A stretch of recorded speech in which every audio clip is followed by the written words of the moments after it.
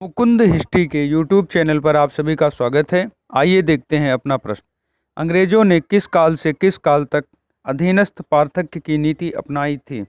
1765 से 1813, 1813 से 1858, 1858 से 1935, 1935 से 1947। हमारा सही उत्तर है 1813 से 1858 तक। विलियम ली वार्नर ने अपनी पुस्तक the native state of India या भारत की देसी रियासतें नामक पुस्तक में भारतीय रियासतों के प्रति ब्रिटिश नीति के 3 चरण बताए थे।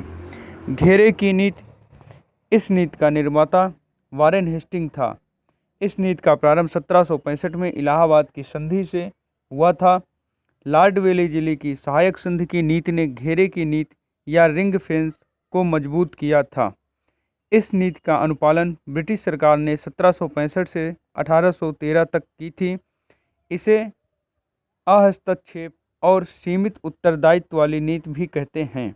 इसमें कंपनी ने अपने जीते हुए प्रदेशों को बफर स्टेट के रूप में रखा था। कालांतर में जब ब्रिटिश ने मुक्त व्यापार की नीति अपनाई तो भारत में अधीनस्थ पृथक्करण की नीति प्रारंभ हुई। इसका समय 1813 से 1858 तक था।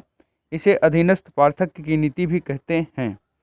इसी नीति के तहत कंपनी ने भारतीय राज्यों पर प्रत्यक्ष नियंत्रण का प्रयास किया और इसमें वह सफल भी हुए थे।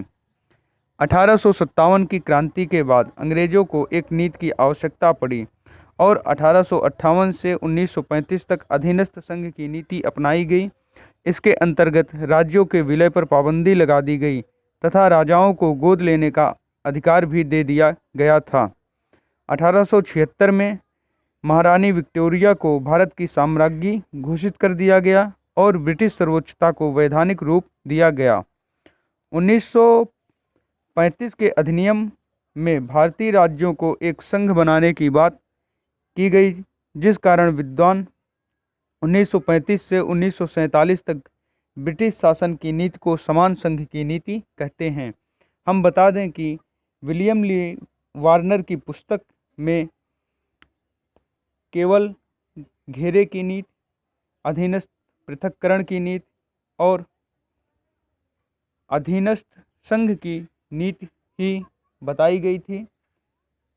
समान संघ की नीति को कालांतर में विद्वानों ने जोड़ दिया था।